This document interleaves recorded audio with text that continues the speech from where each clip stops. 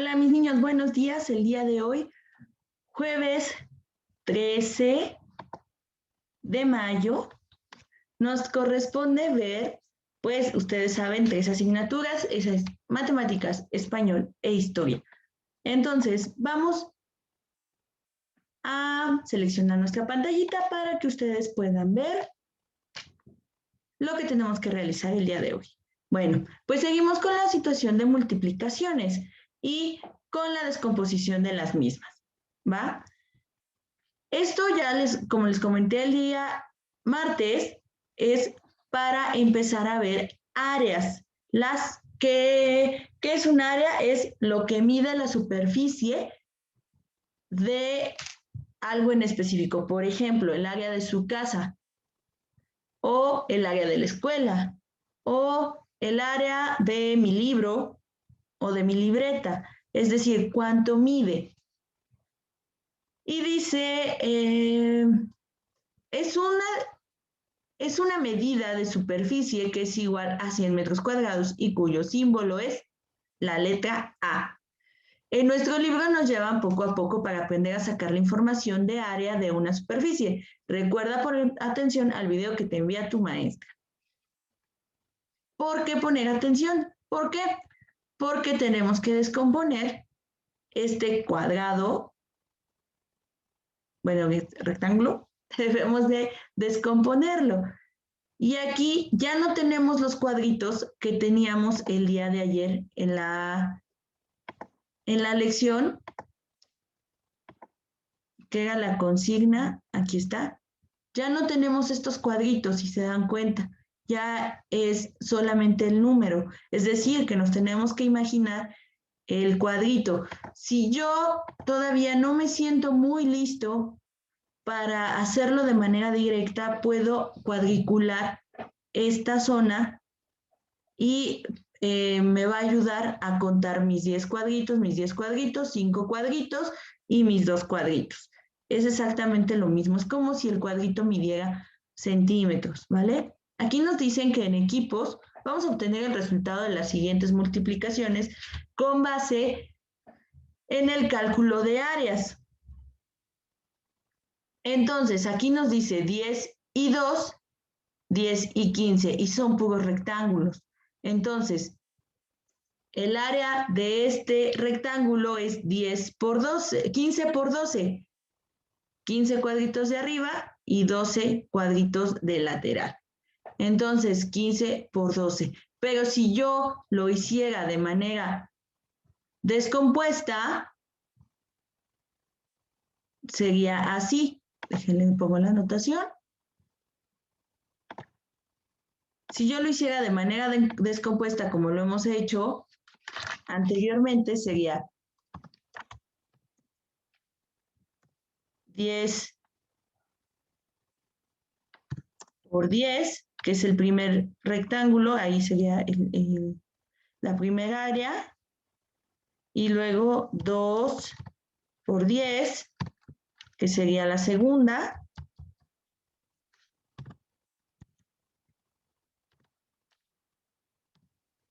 y luego sería 5 por 10,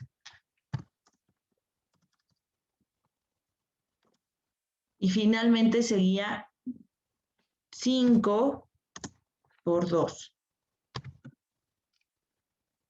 5 por 2.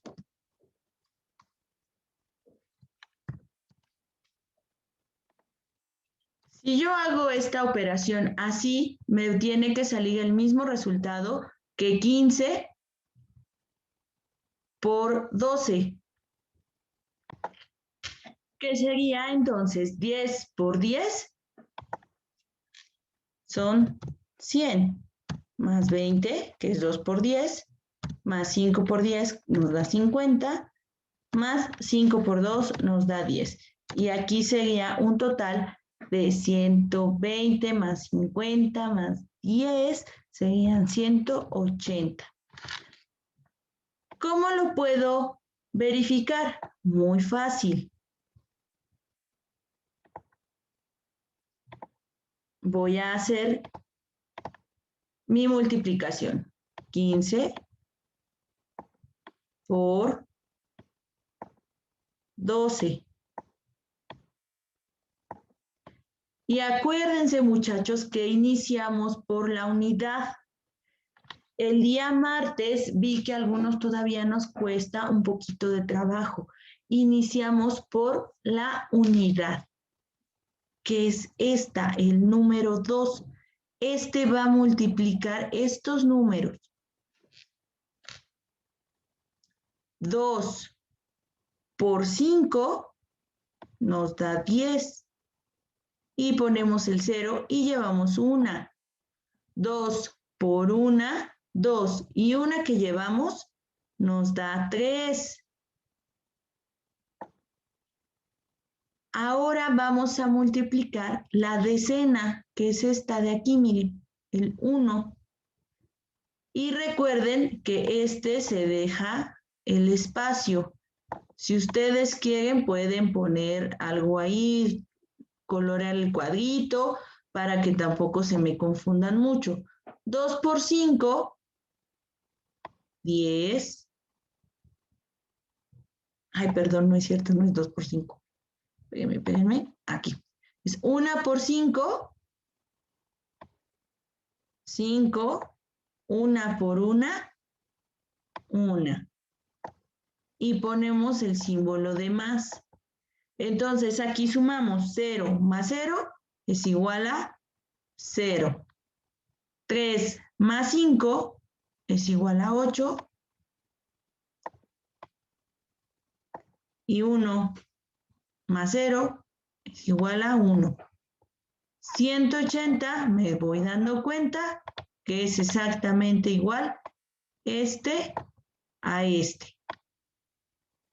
Y mi resultado va a ser 180. Ese es mi resultado. Y eso es lo que voy a realizar y lo que voy a ver en todo lo demás. ¿Vale?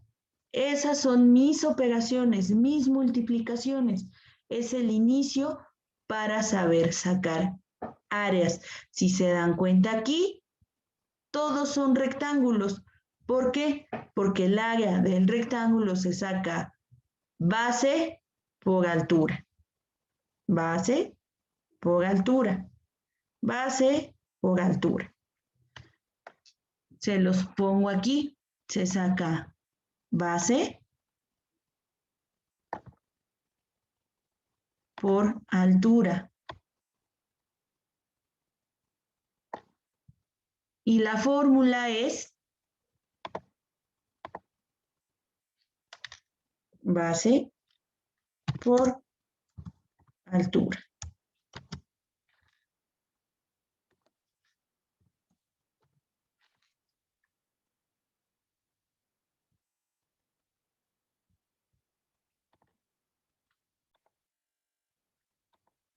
Eso se traduce a el área de este rectángulo es igual a 15. ¿Se dan cuenta que es la base? De arriba y abajo. Mide lo mismo. Por la altura, que es 12. 12. Y el resultado es 180. Por eso nos los van dando de a poquito. ¿Por qué? Porque en el siguiente bloque ya vemos este tipo de fórmulas. Creo que lo empezamos a ver desde finales de este bloque, pero entramos de lleno con estas fórmulas. Y en quinto, ustedes ya ingresan conociendo estas fórmulas. Eso quiere decir que tenemos que ponernos a estudiar, ¿vale? En la multiplicación, debemos de saber multiplicar. No se nos debe de olvidar dónde se coloca. Recuerden, unidad, decena y centena. Con eso nosotros vamos a poder realizar nuestras multiplicaciones más sencillo. Y eso es lo que tienen que hacer igual en los otros en todos los otros rectángulos. Vámonos con español. En español, seguimos con lo de los relatos. Bueno, dice, toda historia tiene una causa y una consecuencia. El día martes, en el video para el miércoles, les dejé esta cuestión de que todo tiene un inicio, un desarrollo y un final. El inicio de la problemática, cómo se va dando la problemática y cómo se soluciona o cómo cierra, cómo termina. Y aquí nos pone parte inicial donde se presenta la situación. La número 2 es aparición del conflicto, que es donde está el clímax de la historia, el nudo que se hace para poder plantear la problemática. Y 3 es la resolución del conflicto, es decir, donde se hace el desenlace, donde se resuelve la problemática y se define el destino final de los personajes. Ya conociendo esto, ustedes deben leer la página 110, la gotita de agua. Después van a contestar las preguntas de la página 111. En la gotita de agua,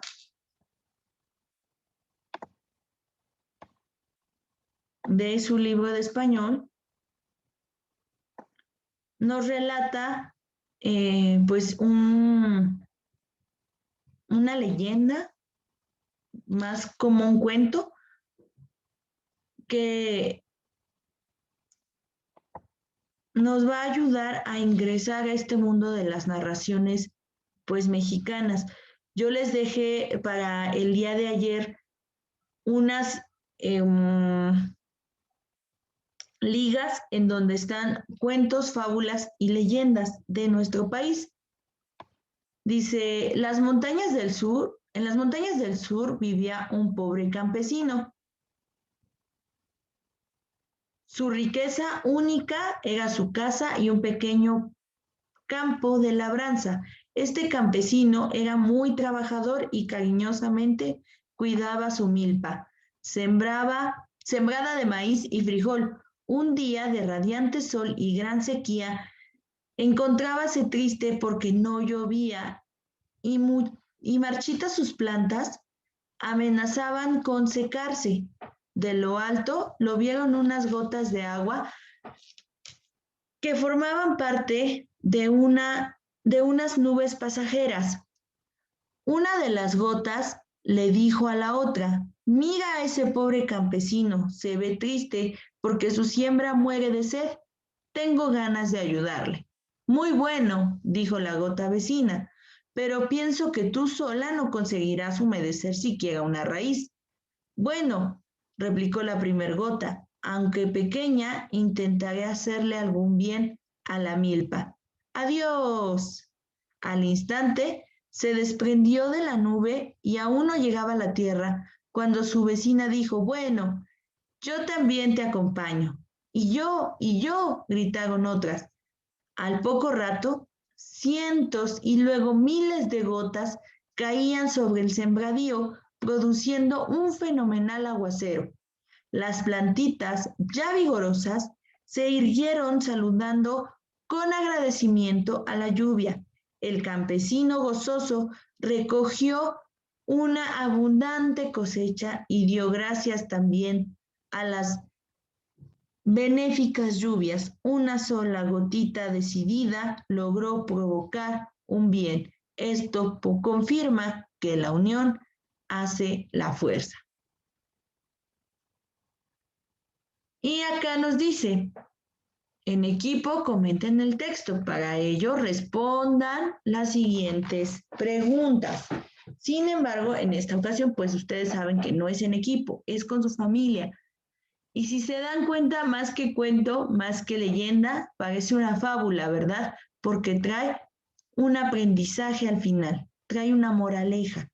Una sola gotita decidida logró provocar un bien. Esto confirma que la unión hace la fuerza. Dice, ¿de qué trata? Recuerden que cuando les preguntan de qué trata, no tienen que decir todo el cuento, ¿cierto? sino la enseñanza que les deja. ¿De qué trata? Pues de decisión, de empatía con el campesino y de unión. De eso trata nuestra lectura, decisión, unión y empatía. ¿Quiénes son los personajes principales? ¿En dónde sucede la historia? ¿Cuál es el conflicto? ¿Cuál es el conflicto que tiene el campesino? ¿Cómo se resuelve este conflicto? ¿Cómo lo logran resolver? ¿Cómo es el clímax? Vaya, ¿quién decide resolver ese conflicto? Y dice, la historia se narra en presente, pasado o futuro. En las montañas del sur vivía un campesino. Su riqueza única era su casa. ¿Eso qué les dice? Presente, pasado, futuro. ¿En qué tiempo verbal hablan los personajes? Muy bueno, dijo la gota vecina, pero pienso que tú sola no conseguirás humedecir siquiera una raíz. Bueno, replicó la primer gota. ¿En qué tiempo verbal están hablando? Y eso sería todo lo que tendríamos que hacer en español. Está sencillito. En historia, bueno, en historia es un tema complicado. ¿Por qué? Porque ya llegamos a la época en donde se culmina la conquista de nuestro país. Y entonces el dominio español llega a su punto más alto. ¿Qué es esto? La colonización, la colonia, la época virreinal. Si ustedes también se dan cuenta, en muchas de sus leyendas o en las leyendas de México de manera regular, trae esta parte de la colonia, en la colonia, o en tal parte de México, en la conquista de México. Tan solo la Llorona, si alguien recuerda la Llorona, ustedes se van a dar cuenta que la Llorona es de la conquista, ¿verdad? Surge en esa época virreinal, porque se decía que era la Malinche que lloraba por sus hijos. La Malinche, ¿cuándo fue que sale? Ah, pues sale cuando llega Hernán Cortés, en 1519, y es una de las que le ayuda a realizar esta derrota del Imperio Mexica en 1521. Entonces decían, no, es que es la Malinche que llora por sus hijos y por el abandono, ¿no? Otra de las leyendas, o la que vimos en la película, es una mujer de descendencia indígena que pues pierde a sus hijos en Xochimilco en la época de que empiezan las trajineras, y esa época inicia en la colonia. De hecho, vemos el inicio de estas leyendas mexicanas, que vemos la leyenda de la Nahuala, la leyenda de la Llorona, la leyenda de las momias de Guanajuato y todas esas que hemos visto nosotros, pasa en la época de la conquista, en la época virreinal. ¿Va que va? Y esta época nos abre camino a nosotros, que somos los mestizos, que somos los que tenemos pues somos descendientes de indígenas y de españoles y de no sé qué tantas más culturas, porque ya ahorita que alguien que diga, yo soy de sangre pura, es falso. Bueno, entonces empieza con recorta y pega el siguiente texto con el título Época virreinal, diferencias sociales y políticas.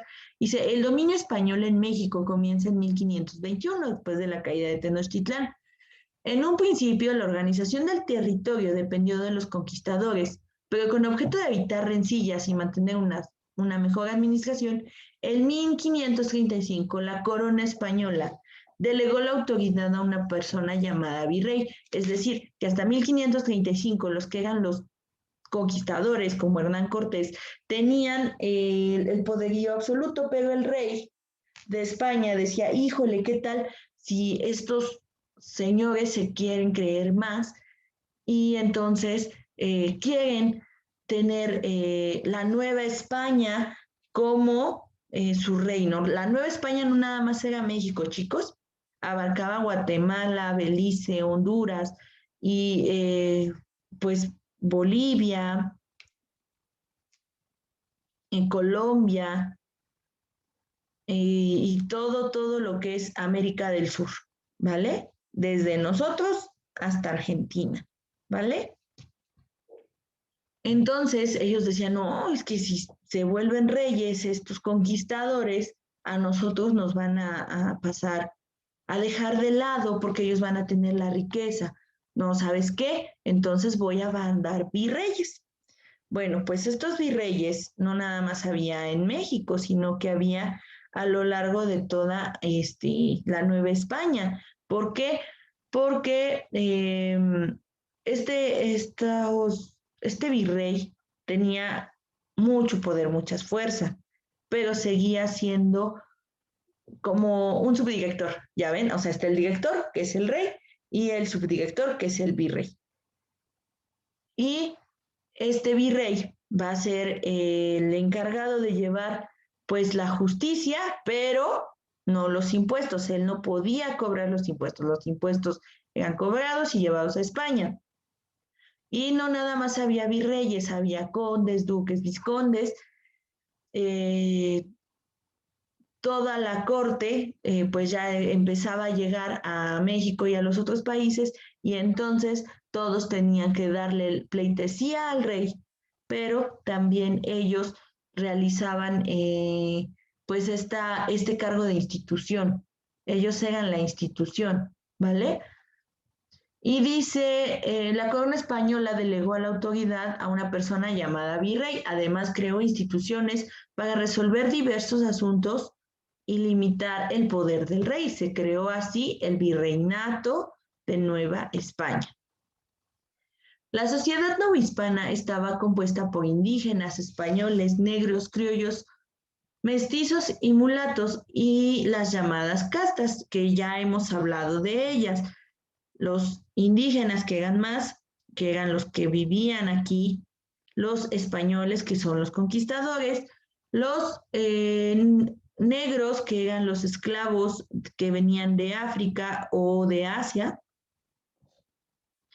los criollos que son los hijos de españoles nacidos en la Nueva España, los mulatos que son los hijos de españoles con negros y nosotros los mestizos que éramos la combinación de españoles con indígenas. Entre estos grupos sociales hubo grandes diferencias, pues no gozaban de los mismos derechos, ya lo habíamos comentado también. Y cada uno tenía trabajos específicos. Los españoles eran los únicos que podían ocupar puestos públicos y contaban con riquezas y privilegios que no tenían los demás. Entonces, aquí nos da el completar la línea del tiempo que tenemos en la parte de aquí abajo y con eso vamos a poder ver nuestro libro de historia en la página 114 y la página 115. En la página 115 está la línea del tiempo y vamos a completarlas. Por ejemplo, 1519, llegada de Hernán Cortés a Veracruz. En 1521, caída de Tenochtitlán. En 1535, que aquí también nos los dice, la corona española delegó a un virrey, establecimiento del primer virrey. Y después nos dice, en 1821, que fue cuando pues nosotros ya conseguimos consumar nuestra independencia, que el inicio de la independencia es el 16 de septiembre de 1810 y se consume el 27 de septiembre de 1821. Entonces, fueron 300 años aproximadamente, de 1521 a 1821, 300 años, estos son los que se consideran como la independencia, perdón, como la colonia. Vamos a ponerle aquí, colonia, época colonial.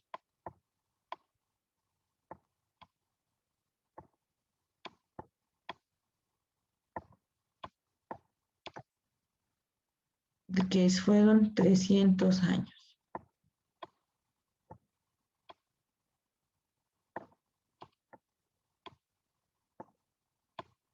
Obviamente ustedes lo ponen más bonito, ¿verdad? No se toman en cuenta estos 2 años, estos 2 periodos de conquista, porque apenas aquí llegaban y se estaban involucrando con las demás, pues, culturas, ¿vale? Entonces, en este cuarto bloque, nosotros nos vamos a dedicar a ver estas épocas de conquista, estas épocas de, eh, de colonia, de colonización y de virreinato. ¿Qué es lo que vamos a hacer? Pues es muy sencillo. Yo voy a mandarles, como la vez pasada, los videos cortos para que ustedes lo puedan ver y a través también de las lecturas, resúmenes, ustedes saben, mapas conceptuales, cuadros sinópticos, líneas del tiempo, que es lo que nosotros siempre hacemos en historia. Y eso todo sería todo para la clase de historia del día de hoy.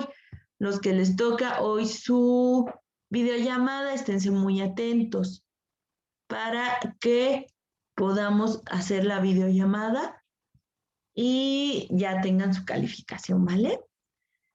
Nos vemos entonces el día de mañana. Hasta luego.